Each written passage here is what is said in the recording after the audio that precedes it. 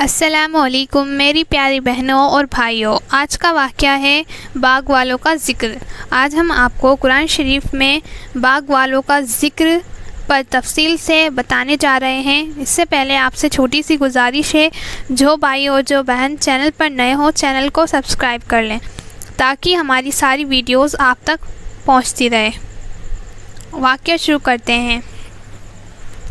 قرآن شریف میں باغ والوں کا ذکر اس طرح بیان کیا گیا ہے۔ قرآن کی سورہ القلم میں اللہ تعالیٰ نے مکہ کے کافروں کے حسب حال ایک مثال بیان فرمائی ہے جو اس طرح ہے۔ ترجمہ: بے شک ہم نے ان مکہ کے کافروں کو اسی طرح آزمایا ہے جس طرح باغ والوں کو آزمایا، جبکہ انہوں نے یہ قسم کھا لی کہ ہم صبح ہوتے ہی ان کو کاٹ لیں گے، اور وہ انشاءاللہ بھی نہ کہتے تھے۔ پس وہ ابھی سو ہی رہے تھے کہ ان کے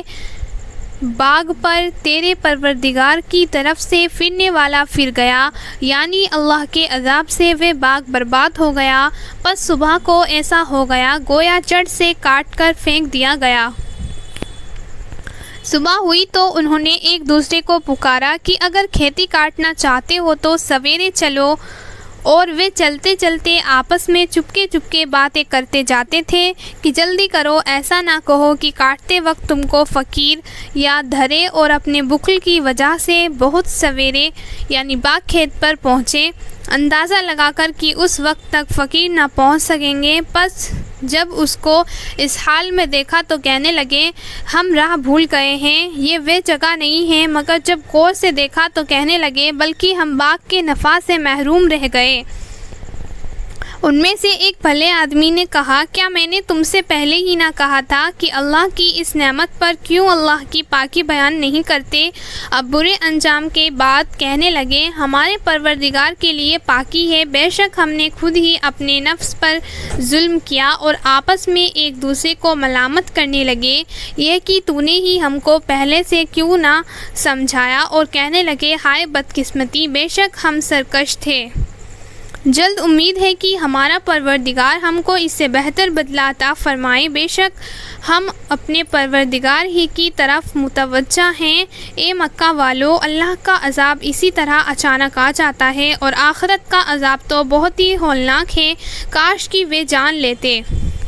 واقعے سے متعلق قول اس طرح بیان کیا گیا ہے۔ حضرت عبداللہ بن عباس علیہ السلام فرماتے ہیں کہ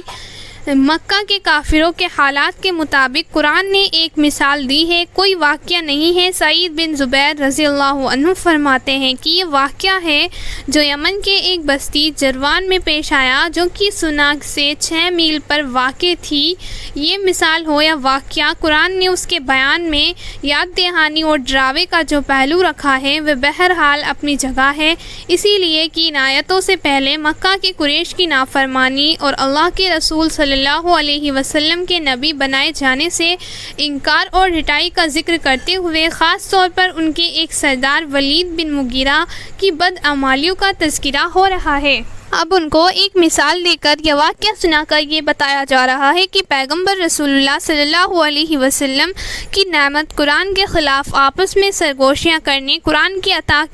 کی ہوئی تعلیم سے متعلق اللہ کے حقوق اور بندوں کو حقوق سے بچ کر اپنی طاقت و قوت پر اتراتے اور گھمنڈ کرتے معصوم پیغمبر رسول اللہ صلی اللہ علیہ وسلم اور مسلمانوں کو حقارات کی نظر سے دیکھنے کا انجام وہی والا ہے جو باغ والوں کا ہوا، اور یہ اسی لیے کہ ایک تو اللہ کی طرف سے امتحان کی قانون، مہلت دینے کا قانون گھمنڈ کرنے والوں کو ڈھیل دیتا ہے اور حالات میں سدھار لانے کے لیے موقع جٹاتا ہے، مگر جب کوئی قوم اس سے فائدہ نہیں اٹھاتی بلکہ اللہ کی اس مہلت کو اپنی باطل پرستی کے لیے سچائی کی دلیل ٹھہرا کر سچوں کو اور اس کی سچائی کو حقیر و ذلیل کرنے پر تیار ہو جاتی ہے، تو پھر پکڑ کا قانون اپنا سخت پنجہ ان پر جما دیتا ہے اور ان کو ہلاک و برباد کر کے کائنات کی عبرت و نصیحت کا سامان جٹا دیتا ہے، بلکہ نہ اس وقت حسرت کام آتی ہے نہ ندامت، اور نہ اس وقت حسرت کام آتی ہے نہ ندامت، اور نہ اس گھڑی ایمان لانا فائدہ مند ہوتا ہے، اور نہ اللہ کی اطاعت و فرمانبرداری کا اعلان کرنا۔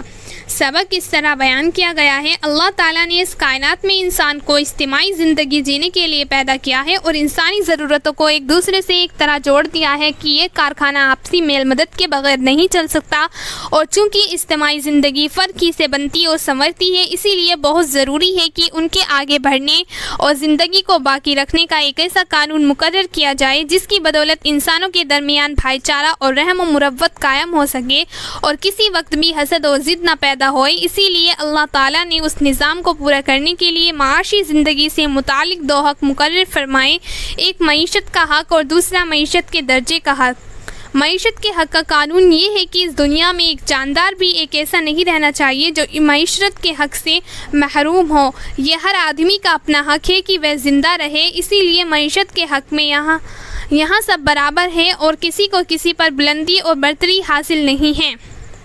دوسری معیشت کے درجوں کا مسئلہ ہے، یعنی یہ ضروری ہے کہ معاشی زندگی کے لیے سب کو ملے، مگر یہ ضروری نہیں کہ سب کو برابر ملے۔ ترجمہ: اور اللہ تعالیٰ نے تم کو کچھ پر روزی میں فضیلت دی ہے، لیکن معاش کے درجوں میں اس کمی بیشی اور برتری کا یہ مطلب ہے کہ اس نے جو کچھ کمایا ہے وہ سب اس کا افرادی حق ہے نہیں، بلکہ جو جتنا زیادہ کمائے گا اتنا ہی اس کی دولت میں اجتماعی حق، اللہ کا حق اور بندوں کا حق زیادہ ہوگا۔